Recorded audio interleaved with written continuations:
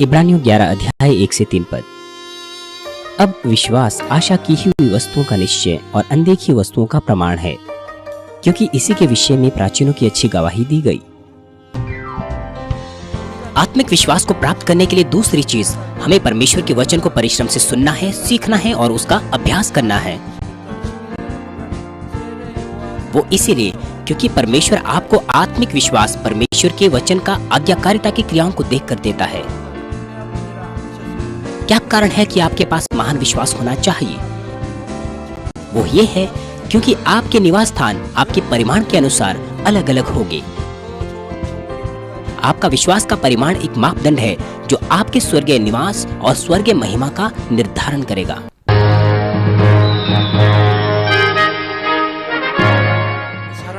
मसीह में प्यारे भाइयों और बहनों और टीवी पर देख रहे श्रोताओं, आत्मिक विश्वास को प्राप्त करने के लिए दूसरी चीज हमें परमेश्वर के वचन को परिश्रम पूर्वक सुनना है, सीखना है और उसका अभ्यास करना है। रोमियो 10 अध्याय 17 पद कहता है, सो विश्वास सुनने से और सुनना मसीह के वचन से होता है। हम क्या सुनते हैं? हम परमेश्वर का वचन सुनते हैं, मसीह का वचन सुनते हैं। हम सुनते हैं और विश्वास प्राप्त करते हैं। जैसे कि कहा गया है, सबसे पहले हमें सुनना है, परमेश्वर के वचन को सीखना है और अपने हृदय को सत्य से भरना है। बिना सुने हम नहीं जानते, इसीलिए हम विश्वास नहीं करते। यदि आप अपना हृदय सत्य से भरते हैं तो सत्य के विपरीत जो असत्य है वह आप में से बाहर निकल आएगा और आपके पास साफ हृदय होगा। यदि आप साफ पानी को लगातार गंदे पानी में भरते जाएंगे तो अंत में गंदा पानी पूरी तरह से बाहर निकल आएगा और वह पात्र केवल साफ पानी से भर जाएगा। बिल्कुल, आप परमेश्वर का वचन सुनते हैं, सत्य को सुनते हैं, सत्य के अनुसार अभ्यास करते हैं तो असत्य जो सत्य के विपरीत है वह आपसे बाहर निकल आएगा। और यदि आपके पास एक दृढ़ इच्छा शक्ति है, यदि आप बैर से मुक्ति पाना चाहते हैं तो अगर आप निर्णय लें तो आप उसी वक्त बैर से मुक्ति पा सकते हैं। साथ ही साथ यदि आप मन बनाए कि आप गुस्से से मुक्ति पाना चाहते हैं तो फिर आप उसे दूर कर सकते हैं। आप उसे दूर कर सकते हैं, उसे निकाल फेंक सकते हैं। यदि आप उसी वक्त उसे ना निकाल पाएं, मान लीजिए इस गुस्से के कारण मैं अपनी पत्नी को मारता हूँ, लेकिन ये एक वास्तविकता है। बहुत से पति इस प्रकार से अपनी पत्नियों को मारते हैं। आप इस प्रकार से लड़ते थे, लेकिन अब आप बदल गए हैं। सत्य में आपके पति बदल गए हैं। अब आप गिनती करते हैं। अब आप गिनती करते हैं कि एक महीने में आप 10 बार हाथ उठाया करते थे, अब आपने कम कर दिया है। अब आप केवल 5 बार हाथ उठाते हैं। यदि आप बार बार इसे अपने मन में रखेंगे, यहाँ तक कि जब हाथ उसे मारने को उठता है तो आप उसे रोक देते हैं। फिर आप उसे घटाते हैं 5 बार और फिर अंत में वो पूरी तरह से गायब हो जाता है। यदि आपके पास एक दृढ़ इच्छा शक्ति है तो आप अपना मन बना सकते हैं। उसके बाद आप उसे और अधिक नहीं करेंगे। ऐसे लोग बहुत तेजी से आत्मा में प्रवेश कर सकते हैं। इसीलिए सत्य के विपरीत जो असत्य है वह आप में से बाहर निकल आएगा और आपके पास शुद्ध हृदय होगा। जिस सीमा तक आप अपने हृदय को शुद्ध करते हैं, परमेश्वर उसी सीमा तक आपको महान आत्मिक विश्वास देता है। यदि आपके पास एक दृढ़ इच्छा शक्ति है तो आप अपना मन बना सकते हैं। इसीलिए सत्य के विपरीत जो असत्य है वह आप में से बाहर निकल आएगा और आपके पास शुद्ध हृदय होगा। जिस सीमा तक आप अपने हृदय को शुद्ध करते हैं, परमेश्वर उसी सीमा तक आपको महान आत्मिक विश्वास देता है। पहला यूहन्ना 3 अध्याय 21 से 22 पद कहता है, हे प्रियों, यदि हमारा मन हमें दोष न दे तो परमेश्वर के सामने हमें हियाव होता है। आपने बहुत बार इस आयत को सुना है। यदि प्रियो लिखा है तो यह एक आशीष का वचन है। हे प्रियों, यदि हमारा मन हमें दोष न दे तो परमेश्वर के सामने हमें हियाव होता है। यदि आपके पास कुछ भी ऐसा नहीं है जो आपको दोष देता है तो परमेश्वर के सामने हमें हियाव होता है और जो कुछ हम मांगते हैं वह हमें उसे मिलता है, क्योंकि हम उसकी आज्ञाओं को मानते हैं और जो उसे भाता है वही करते हैं। हम उसकी आज्ञा को मानते हैं और वही कार्य करते हैं जो उसे भाता है। ये विश्वास का कौन सा स्तर है? ये पांचवें विश्वास का स्तर है, संपूर्ण आत्मा का स्तर है, परमेश्वर को प्रसन्न करने वाला स्तर। बाइबल में इस प्रकार के परमेश्वर के बहुत से वादे हैं।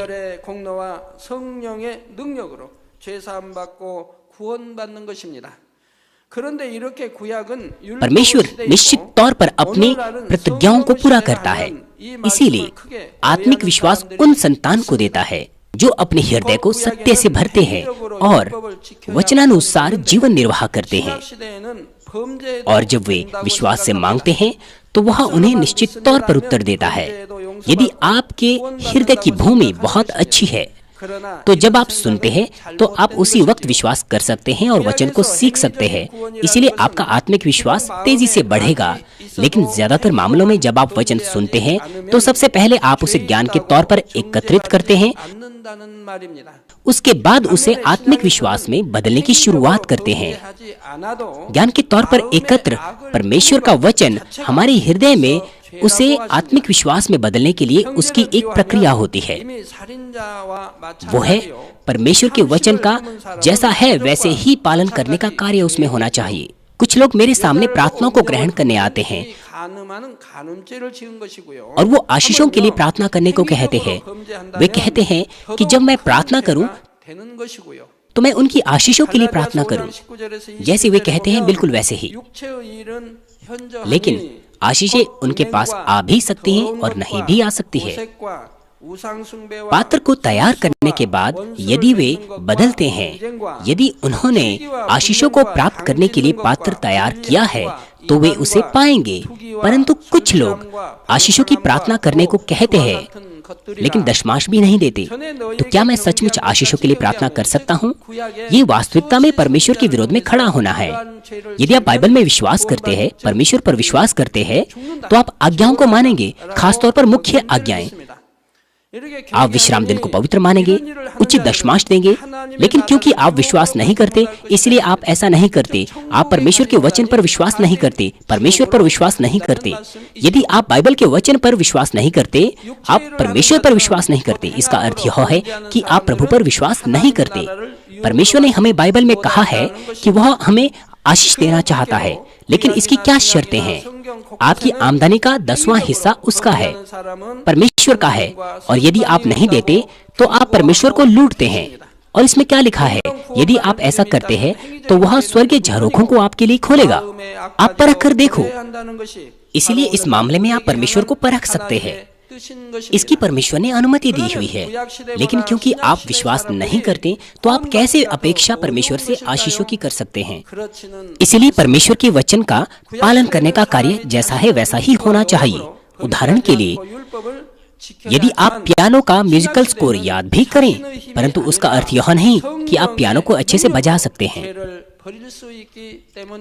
हालांकि आप गोल्फिंग के लिए किताब भी पढ़ें, लेकिन उसका अर्थ यह नहीं कि आप गोल्फिंग खेल पाएंगे। आपने किताब खरीदी, आपने उसका इंडेक्स पढ़ा, आपने गोल्फ को खेलना सीखा, लेकिन अगर आप गोल्फ कोर्स जाएंगे तो क्या आप वास्तविकता में खेल सकते हैं? आप 100 या 140 भी प्राप्त नहीं कर पाएंगे। आपको वास्तविकता में गोल्फ को खेलना या पियानो को बजाने के लिए जो कुछ आपने सीखा है उसके अनुसार अभ्यास करना होता है। परमेश्वर के वचन के साथ भी ऐसा ही है। चाहे आप कितना भी क्यों ना पढ़े और परमेश्वर के वचनों को कितना ही क्यों ना सुने, लेकिन यह प्रयोग रहित होगा यदि आप इसके अनुसार कार्य न करें। उनके लिए वो जो परमेश्वर के वचन के अनुसार कार्य नहीं करते, परमेश्वर का वचन केवल एक ज्ञान के तौर पर उनके पास रह जाता है, एक प्रकार का पत्र जो कि बाइबल में लिखा हुआ है। लेकिन जब आप वचन का अभ्यास करते हैं तो वह जीवित हो जाता है, कार्यान्वित हो जाता है और आशीषों के सुंदर फल में पैदा होता है। आप में से वो जो इस प्रकार से कहते हैं कि आप विश्वास करते हैं, आप विश्वास योग्य हैं, लेकिन अभी भी बीमार है, तो आप इस बारे में सोचिए यदि आप उनमें से एक है। कुछ भी चंगा हो सकता है, गंभीर बीमारियां भी ठीक हो जाती हैं, यहाँ तक कि नए विश्वासियों की बीमारियां भी। लेकिन आप क्यों चंगे नहीं होते? क्यों परमेश्वर आपको चंगाई नहीं दे रहा? आपको इसके बारे में सोचना है। वे स्वयं से भी नहीं जानते। वे सोचते हैं कि उन्होंने कोई पाप नहीं किया, उनके पास कोई बुराई नहीं, उन्होंने अच्छा जीवन जिया है। वे अपनी प्रार्थनाओं को नहीं छोड़ते। वे दानियल प्रार्थना सभाओं में प्रार्थना करते हैं, आराधना सभाओं में आते हैं, अपने कामों में भी विश्वास योग्य है, लेकिन तो भी लंबे समय तक उनकी बीमारियां ठीक नहीं होती। ऐसा क्यों है? क्योंकि आप कुछ भी बुराई नहीं कर रहे, इसलिए आप सोचते हैं कि आप बुरे नहीं हैं। वे अपनी प्रार्थनाओं को नहीं छोड़ते। वे दानियल प्रार्थना सभाओं में प्रार्थना करते हैं, लेकिन तो भी लंबे समय तक उनकी बीमारियां ठीक नहीं होती।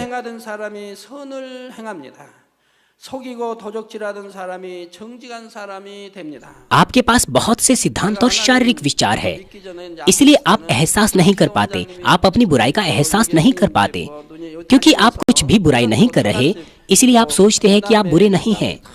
लेकिन परमेश्वर की दृष्टिकोण से ये एक बड़ा दुख भरा मामला है। यदि आप उसी प्रकार से रह जाएं, तो फिर आप बेहतर स्वर्गीय निवास स्थानों में नहीं जा सकते। आपके पास पात्र है जो आप नई यरूशलेम जा सकते हैं, लेकिन आप अपने आप को एहसास नहीं कर पाते। अभी आप केवल स्वर्ग के दूसरे राज्य में जा सकते हैं। इसलिए बीमारियां आने के द्वारा परमेश्वर आपको एहसास करने का मौका देते हैं कि आप एहसास करें। आपका विश्वास बार बार बढ़ते रहना चाहिए। इसलिए बीमारियां आने के द्वारा परमेश्वर आपको एहसास करने का मौका देते हैं कि आप एहसास करें। उसका कोई अंत नहीं है। आत्मिक संसार का कोई अंत नहीं है। आपको आत्मिक क्षेत्र में चलते जाना है। आपको अपने आप को जांचना चाहिए कि क्या आप लगातार आत्मिक क्षेत्र में चलते जा रहे हैं, परंतु आप एक ही जगह पर रुके हुए हैं। उसमें कोई सुधार नहीं है, क्योंकि आप अपने आप को एहसास नहीं कर पा रहे, इसीलिए आप अपने आप को तोड़ नहीं पाते। क्या कारण है? वो आपके सिद्धांत और आपके विचार है। वो अभी तक पूरी तरह से नष्ट नहीं हुए हैं। परमेश्वर का वचन हमेशा उनके पास जाता है, लेकिन वे उसे ग्रहण नहीं कर पाते। वे उसे अपने संदेश के तौर पर ग्रहण नहीं कर पाते।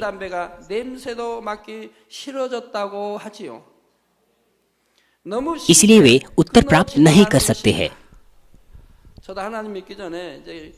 हालांकि नए विश्वासी उत्तर प्राप्त करते हैं, लेकिन वे नहीं कर पाते। परमेश्वर उन्हें बेहतर स्वर्गीय निवास स्थानों में ले जाना चाहते हैं, लेकिन वे अपने आप को एहसास नहीं कर पाते। इसीलिए इस मामले में मुझे बड़ा दुख होता है। वो इसीलिए क्योंकि परमेश्वर आपको आत्मिक विश्वास परमेश्वर के वचन की आज्ञाकारिता के कार्यों को देखकर देता है। यद्यपि आप पालन करते हैं, लेकिन कभी कभार ऐसा होता है कि जब आप तुरंत पालन नहीं कर पाते, आप परमेश्वर के वचनानुसार दूसरों से प्रेम करने की कोशिश करते हैं, लेकिन आप अपने हृदय से बैर दूर नहीं कर पाते। इसीलिए कभी कभार आप गुस्सा करते हैं, यहाँ तक कि कभी कभार आप कोशिश भी नहीं करते। इसलिए आपको उत्साह से प्रार्थना करनी है और पालन करने के लिए ताकत पानी है। यदि आप प्रार्थनाओं के द्वारा भी पालन ना कर पाएं, तो आपको संकल्प की प्रार्थनाएं करनी है, संपूर्ण रात्रि की प्रार्थनाएं करनी है, ताकि आप ताकत पा सकें। साथ ही अपने आप को आपको खोजने की कोशिश करनी है। जब कोई कार्यकर्ता या सेवक, जब वे आपको कुछ कहते हैं, आपको उसे अपने हृदय में रखना है। आपको यह नहीं कहना चाहिए कि यह मेरे विषय में नहीं है। आपको यह नहीं कहना चाहिए, चाहे आप कितने ही वचन को क्यों ना सुने, आप अपने आप को एहसास नहीं कर सकते। यदि आप सच्चे हृदय से परमेश्वर के अनुग्रह को प्राप्त करें, तो परमेश्वर निश्चित तौर पर आपको योग्य बनाएगा कि आप पालन करने पाएं। वो आपको ताकत देगी। जब आप परमेश्वर के वचन का पालन करेंगे, तभी आप आत्मिक विश्वास प्राप्त कर पाएंगे। और एक बार जब आप आत्मिक विश्वास को वचन के पालन करने के द्वारा प्राप्त करते हैं, तो परमेश्वर के वादे के अनुसार आशीषें आपके पास आएगी। आपका प्राण समृद्ध होगा, आपकी आत्माएं समृद्ध होगी, आप स्वस्थ रहेंगे, आपकी हृदय की इच्छाएं आप पाएंगे। इन आशीषों का अनुभव लेने के बाद आप महान चीजों का भी पालन कर पाएंगे, और उस प्रक्रिया के द्वारा आप महान विश्वास को प्राप्त कर सकते हैं। रोमियो 1:17 कहता है, क्योंकि उसमें परमेश्वर की धार्मिकता विश्वास से और विश्वास के लिए प्रकट होती है। जैसा लिखा है कि विश्वास के द्वारा धर्मी जन जीवित रहेगा।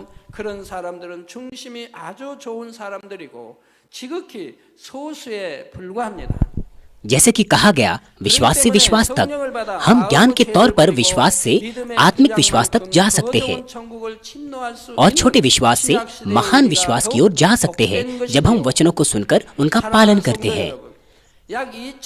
इस प्रक्रिया की बेहतर समझ के लिए मैं आपको एक उदाहरण देता हूँ। आप अपनी प्यास को कैसे बुझाते हैं? आप पानी पी सकते हैं। ये वक्तव्य कि आपकी प्यास पानी पीने से बुझ सकती है, यह ज्ञान के तौर पर विश्वास के समान है। क्या आप विश्वास करते हैं? क्योंकि आप विश्वास करते हैं, इसीलिए आप पाने की खोज करते हैं। लेकिन मान लीजिए कि ज्ञान के तौर पर एक मनुष्य जानता है कि पानी पीने के द्वारा उसकी प्यास बुझ जाएगी, लेकिन वास्तविकता में उसे नहीं पीता, क्योंकि वह संदेह करता है कि क्या सचमुच पानी उसकी प्यास को बुझा पाएगा या नहीं।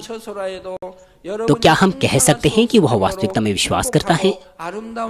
वह ज्ञान के तौर पर उस बात को जानता है, लेकिन वह उस बात में हृदय की गहराई से विश्वास नहीं करता। यदि वह सचमुच विश्वास करता है, तो वास्तविकता में पानी पीने के कार्य उसके प्रकट होंगे। वो सत्य कि पानी पीने के द्वारा किसी की प्यास बुझ सकती है, वो ज्ञान के तौर पर विश्वास आपके लिए एक शुरुआत है। और अब आपने अपने ज्ञान के अनुसार कार्य किया है और अब आपकी प्यास वास्तविकता में बुझ गई है। आप जानते हैं कि पानी पीने के द्वारा आपकी प्यास बुझ सकती है, खासतौर पर गर्मियों में। जब आप बहुत गर्मी महसूस करते हैं, बहुत प्यासे होते हैं और ठंडा पानी प्यास बुझाने के लिए उस वक्त बहुत तरोताज़ा होता है, उससे प्यास बुझती है। और जब आप कुछ नमकीन खाते हैं तो आपको पानी पीना पड़ता है ताकि आपकी प्यास बुझ सके। और अब आपने अपने ज्ञान के अनुसार कार्य किया है तो आपकी प्यास भी बुझ गई है। ये आपका एक अनुभव बन जाता है और बाद में यदि आप प्यासे होते हैं तो आप स्वाभाविक तौर पर पानी ही ढूंढते हैं। इसीलिए एक क्रिया के द्वारा अपने हृदय की गहराई से आप विश्वास कर सकते हैं और अगली बार से खुद ब खुद आपकी क्रियाएं प्रकट होगी। परमेश्वर के वचन के साथ भी ऐसा ही है।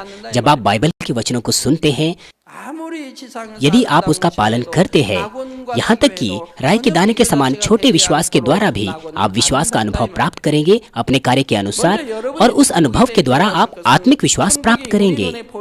जिस सीमा तक ऊपर से आपको आत्मिक विश्वास दिया जाता है, अगली बार उसी के अनुसार आप परमेश्वर के वचन का पालन कर सकते हैं। मसीह में प्यारे भाई और बहनों, यदि आपका आत्मिक विश्वास बढ़ता है और पूरे परिमाण में पहुंचता है तो आप कुछ भी पालन कर सकते हैं, चाहे आपको परमेश्वर पूरी तरह से वो करने को कहे जो असंभव है। उदाहरण के लिए अब्राहम ने परमेश्वर की आज्ञा का पालन किया जब परमेश्वर ने उससे कहा कि वह अपने एक लौते पुत्र को होम बलि करके चढ़ाए जो उसको 100 की उम्र में प्राप्त हुआ था। मनुष्यों के लिए यह बिल्कुल असंभव था, लेकिन उसने बिना किसी हिचकिचाहट के पालन किया। अब्राहम को निश्चय था कि परमेश्वर सर्वशक्तिमान है और उसने विश्वास किया कि परमेश्वर उसके पुत्र को जीवित करेगा, यद्यपि वह उसे होम बलि करके भी चढ़ाए। जब उसने विश्वास के साथ पालन किया इस असंभव कार्य को, तो उसने महान विश्वास प्राप्त किया और उसे विश्वास का पिता कहा गया और आशीषों का स्रोत, और वह परमेश्वर का मित्र भी कहलाया। मुझे आशा है कि आप जो तमाम वचन सुनते हैं अब्राहम के समान पालन करेंगे और अपनी क्रियाओं में प्रकट करेंगे। ऐसा करने के द्वारा मैं आपसे विनती करता हूँ कि आप परमेश्वर को प्रसन्न करें और लगातार महान विश्वास प्राप्त करें और हर क्षण में परमेश्वर को प्रसन्न करें। आइए मैं आपको इस संदेश का निष्कर्ष दूंगा। प्यारे भाइयों और बहनों, आज मैंने आत्मिक विश्वास को प्राप्त करने के लिए आपको 2 तरीके बताए। सबसे पहले मैंने आपको बताया कि हमें तमाम सिद्धांतों और विचारों का नाश करना है जो परमेश्वर के वचन पर विश्वास करने के लिए बाधा डालते हैं। इसके द्वारा आप आत्मा में नहीं जा सकते। यद्यपि आप सुनते भी हैं, परंतु जो कुछ आपको पसंद है केवल उसे ही आप अपना बनाते हैं। आपको हर बात को आमीन कहना है, परंतु आप केवल उसे ही स्वीकारते हैं जिसे आप पसंद करते हैं। चिन्हों और चमत्कारों को आप पसंद नहीं करते क्योंकि वह अविश्वसनीय है। साथ ही साथ आपको नीतियों के बारे में बात करना पसंद नहीं है। शायद आप केवल आशीषों का वचन ही पसंद करते हैं। दूसरी चीज, हमें परमेश्वर के वचन का पालन करना चाहिए, क्योंकि आत्मिक विश्वास के साथ क्रियाएं प्रकट होती है। यदि आप अपने हृदय को परमेश्वर के वचन का पालन करने के द्वारा भर देते हैं, तो आप महान आत्मिक विश्वास उसी सीमा तक प्राप्त करते हैं जिस सीमा तक आप अपने हृदय को सत्य से भरते हैं। और आखिरकार आत्मिक विश्वास का निर्धारण इस बात पर किया जाता है कि उसका हृदय कितना सत्य से भरा और पवित्र है। यह सुनकर कुछ को अजीब लग सकता है कि मैं पूरी तरह से वचन से भरा हुआ नहीं हूँ और पवित्र नहीं हूँ। क्या इसका अर्थ यह है कि मुझे उत्तर नहीं मिलेगा? ऐसी बात नहीं है। प्रत्येक के विश्वास के परिमाण के अलावा केवल जब आपका पात्र किसी विशेष समस्या का समाधान प्राप्त करने के लिए तैयार है, तो परमेश्वर उस मामले के लिए आपको आत्मिक विश्वास देता है। उदाहरण के लिए, जब किसी जन को अपनी बीमारी से चंगाई चाहिए, उसे केवल होठों से अंगीकार नहीं करना चाहिए कि वह विश्वास करता है, वरन उसे अपने विश्वास का प्रमाण प्रकट करना है और अपने पात्र को तैयार करना है उत्तर प्राप्त करने के लिए। अर्थात उसे प्रार्थनाएं, उपवास करना है, संपूर्ण रात्रि की प्रार्थनाएं करनी है, भेंटें देनी है और परिश्रम से वो कार्य करना है जिसे परमेश्वर प्रसन्न होते हैं। एक बार जब उत्तर के लिए पात्र तैयार हो जाता है विश्वास के कार्य को एकत्र करने के द्वारा, तो परमेश्वर उसके हृदय में सच्चा विश्वास देता है और उस विश्वास के द्वारा वह चंगाई प्राप्त करेगा। जब परमेश्वर आत्मिक विश्वास को उस पात्र में देता है जो हमने तैयार किया है, तो हम परमेश्वर से उत्तर प्राप्त करते हैं। इस प्रक्रिया में वे जिनके पास बड़ा विश्वास का परिमाण होता है, वे अपने पात्र को आसानी से उत्तर के लिए तैयार कर सकते हैं, उनकी तुलना में जिनके पास कम विश्वास है। उदाहरण के लिए, जब किसी उत्तर को प्राप्त करने के लिए हम प्रार्थना करते हैं, तो उनकी प्रार्थनाओं की सुगंध, जिनका महान विश्वास होता है, वो कहीं मोटी होती है और सुंदर होती है उनकी तुलना में जिनका विश्वास कम होता है। यही कारण है कि क्यों कुछ को केवल एक ही बार या एक ही दिन में प्रार्थना करने के द्वारा उत्तर मिलता है, लेकिन कुछ औरों को एक हफ्ता लगता है, हालांकि प्रार्थना एक ही विषय पर होती है। इस प्रकार से वो जिनका विश्वास छोटा होता है, वे भी अपनी प्रार्थनाओं के उत्तर प्राप्त कर सकते हैं, लेकिन ज्यादा बेहतर यह है कि वे महान विश्वास को पाएं। लेकिन ज्यादा महत्वपूर्ण कि क्या कारण है कि आपके पास महान विश्वास होना चाहिए, वो यह है कि आपके स्वर्गीय स्थान आपके विश्वास के परिमाण के अनुसार अलग अलग होंगे। आपका विश्वास का परिमाण एक मापदंड है जो आपके स्वर्गीय स्थान और स्वर्गीय महिमा को निर्धारित करेगा। अगले सत्र से मैं विश्वास के परिमाण के बारे में आपको बताऊंगा। मुझे आशा है कि आप महान और आत्मिक विश्वास इन संदेशों के द्वारा प्राप्त कर सकें। इसीलिए जो कुछ आप मांगे उसका उत्तर प्राप्त करने पाए, परमेश्वर को महिमा देने पाए और सबसे महिमावान स्वर्गीय स्थान में जाने पाए। मैं प्रभु के नाम से प्रार्थना करता हूँ।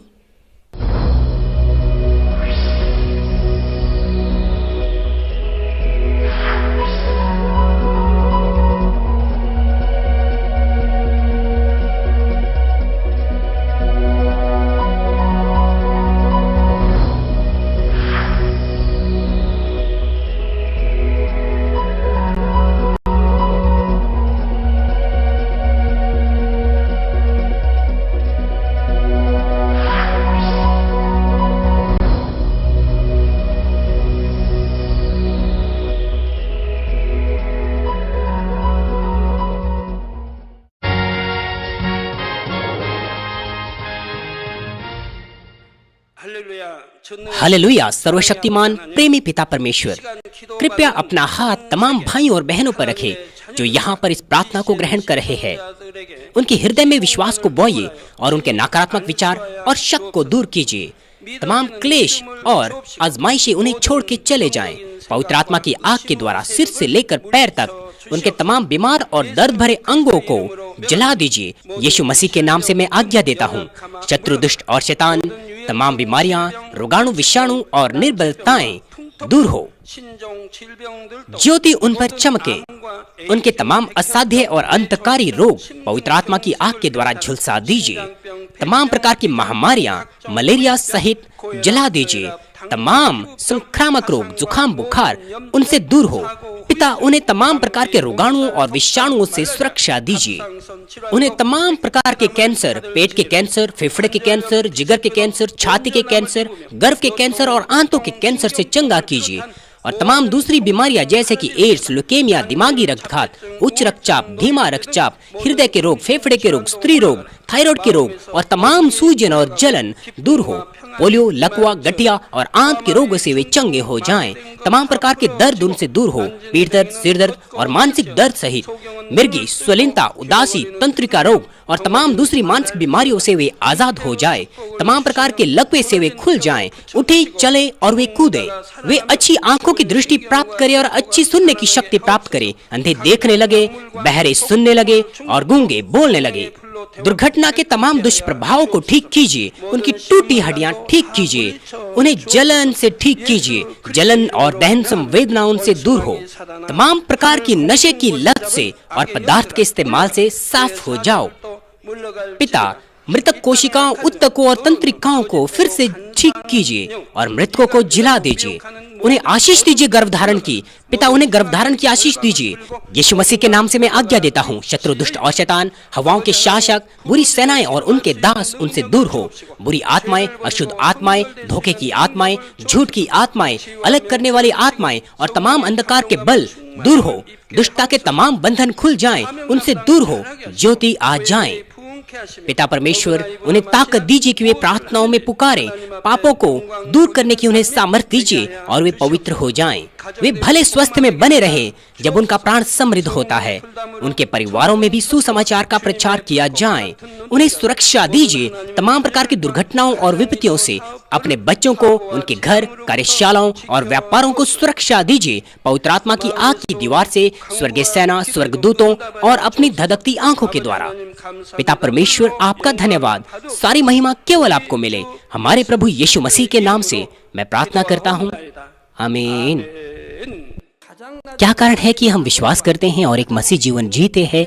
वह उद्धार प्राप्त करने के लिए है और स्वर्गीय राज्य में प्रवेश करने के लिए है।